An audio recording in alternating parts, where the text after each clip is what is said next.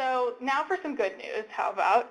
The second trend I'll share with you today involves some interesting insight into the attitudes and outcomes among alumni about social media. So first of all, it should come as no surprise to anybody on the line that the use of social media continues to grow among our alumni, as does, we found, their expectation that we as practitioners are using it in ways that seem familiar and comfortable for them. As you can see in this chart, we asked alumni what their preferred communication channel is for receiving news and information from their alma mater.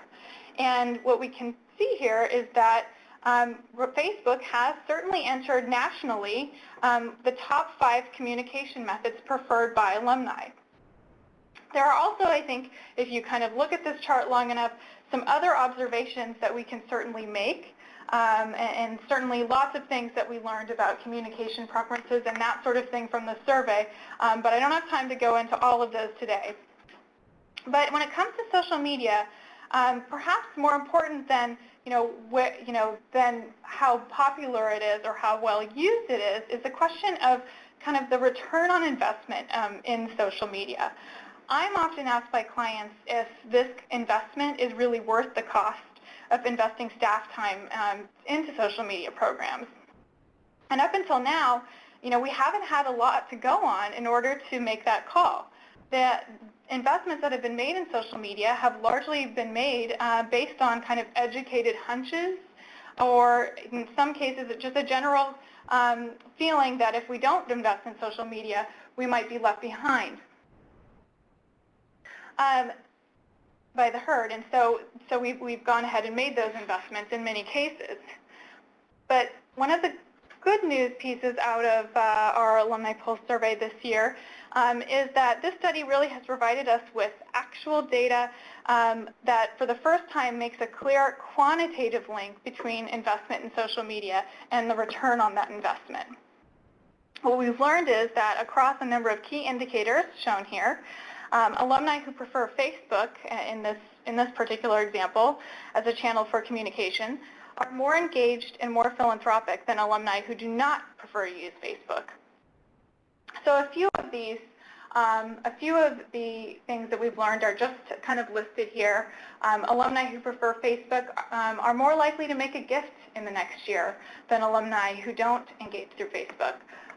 They're more likely to rank their alma mater as their number 1 or 2 priority among their philanthropic priorities than alumni who don't. They're more likely to believe that alumni should make a gift every year, to believe that their alumni or their alma mater is worthy of their support, those kinds of things. And these all before you too, just to be clear, these are stats referring specifically to young alumni, since we've taken a pretty close look at the giving habits and attitudes of that particular population of alumni.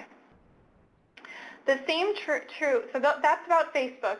The same trend that we've seen there is also true of alumni who prefer other forms of social media, such as LinkedIn and Twitter, which we also tested for.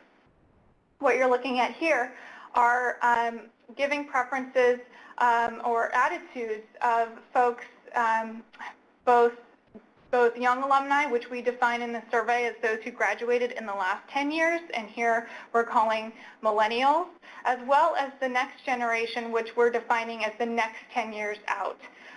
So those who graduated between 10 and 20 years ago, which we're calling here Generation X. So what you're seeing here is if we take this first line here on the chart, will make a gift in the next year. Those who said that they will make a gift, 38% said that they prefer LinkedIn, 44% said that they prefer Twitter, and that's compared with the national average of Gen X and millennials at 36%. So both those who prefer LinkedIn and Twitter are more likely to say that they're going to make a gift in the year than the general population, and so on down the line on this table. So the point I want to make here too is it's not just Facebook, it's these other social media outlets as well. And it's not just young alumni, at least young alumni as we're defining it, at those kind of 10 years out from college. The cohort of alumni who graduated between 10 and 20 years also follow, as we've seen, a very similar giving pattern, the similar types of preferences when it comes to communication methods. So what does this mean for the field? I think it means that we make decisions about we can make those decisions about expanding our social media programs. When we do so, we have something more to go on than just a hunch. I think it means that we actually have a tremendous incentive to get better at social media because alumni who prefer it are getting older. Those who graduated 20 years ago are now in their early 40s at the very least, and many of them are just about to enter their peak earning years right now, and I think that's something that has crept up on us a little bit. I think it also means that we should not be afraid to continue to experiment with this medium. The truth is that when it comes to social media, we are still in the process of kind of creating those best practices as we speak, just as we did, several years ago with email and also the phone-a-thon, even before that.